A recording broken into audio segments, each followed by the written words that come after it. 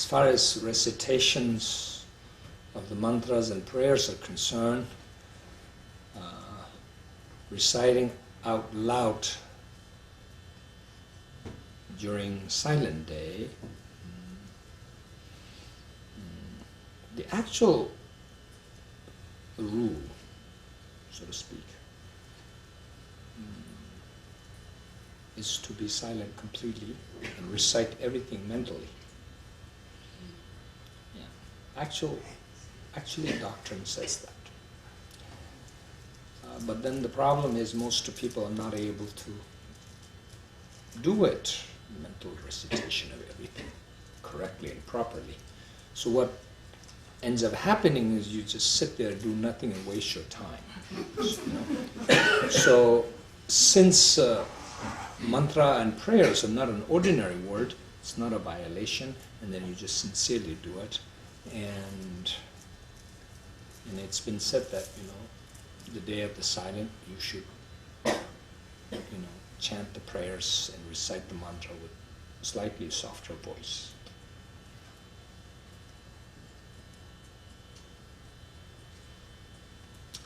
Haruko. What is an example of a half-manifesting mantra that has no substantiality or doesn't rely on that? Half-manifesting mantra that doesn't what? You mentioned half-manifesting mantras can be heard, but they have no substantiality. They don't come from some form bodies. What is an example of a half-manifest? Half-manifest speech. It's a half-manifest. That's what I'm talking about. Yeah. Speech. You hear me. It has no substance. And is there a lot of overlap between the vowels and consonants that are contained between the Vajra bodies, Buddha bodies, and deity bodies? What's the question?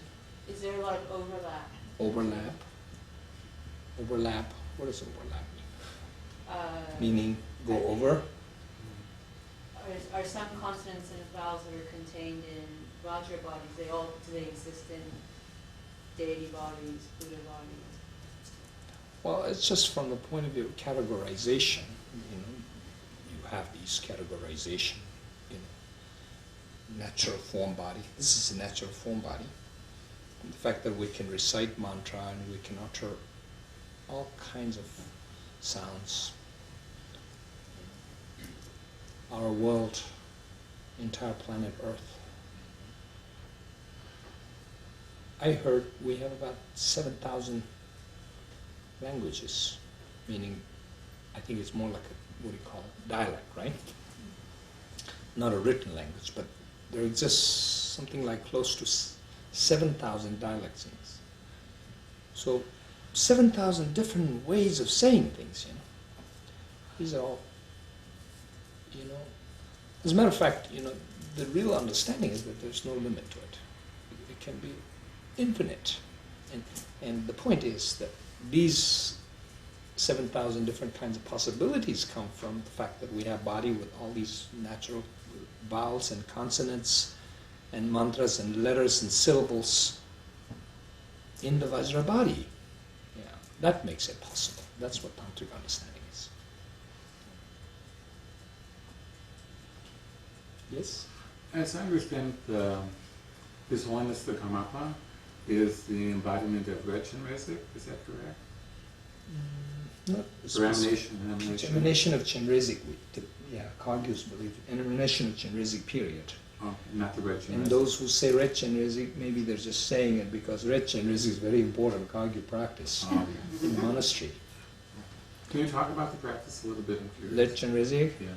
Red Chenrezig, there's an entire mandala practice exists on Red Chenrezig. In the monasteries we do. Yeah. Actually,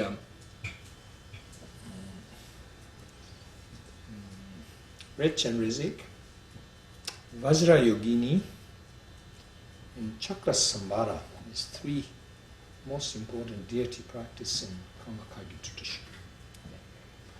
So they have annual Gana Chakra ceremonies in monastery. They call it Druba. like for 7 days, everybody. Like our Nyungne, we do 16-day, like that kind of ceremony in most Karma Kagyu monasteries, like that. And then Karmapas monastery, they do that. And I'm sure it's because of that, Red Chenrizik, Chenrizik Yawa Gyamso. So he being red then would be mean he's wrathful then, is that correct? No, red is not wrathful. Oh, what is it? It's peaceful, dear. Peaceful. Red Chenrizik. Could you say the mantra for us? Oh, man, be me home. Oh, it's a Yeah, stand. yeah.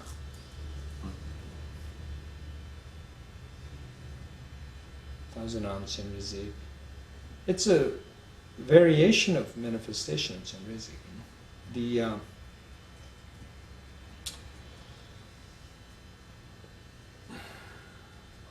principal manifestation, yeah, that's the word I think.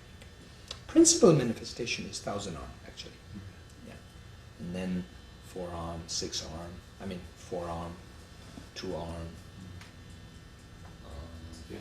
2 arms called Padmapani. And then there's another sitting called Kasarapani. And many different variations.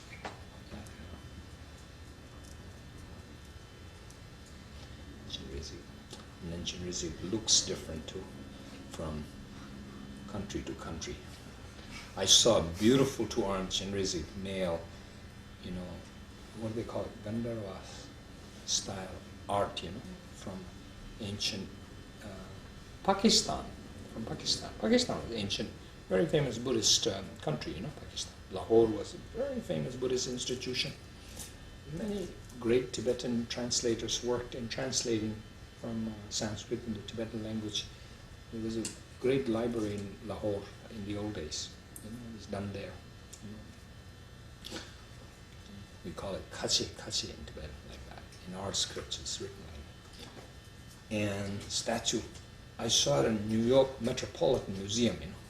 Chenrizik standing, Chenrizik, beautiful statue, and Chenrizik 2-armed standing. Mustache. Like, wow, beautiful. Such a,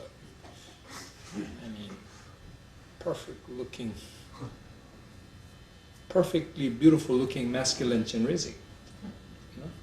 And it looked like a European statue. And the interpretation is that it was a Greek influence that time. Alexander the Great brought that art influence to India. And then so that's what they believe. But the statue is very old, from Pakistan though, old times. But they say it's, and my own feeling was like, could it really be Alexander the Great's art influence there? Because the Indians, feature-wise, they do look like Caucasian, no? So I'm like, they really have to learn that from Alexander the Great, my own feelings. But then the art historians so on argue that actual real Indian art, they can tell, they look different, they say, So this they definitely attribute to the Alexander the Great influence, this particular type of art, which looks very much like all these Greek statues, Chenrizik, mustache, and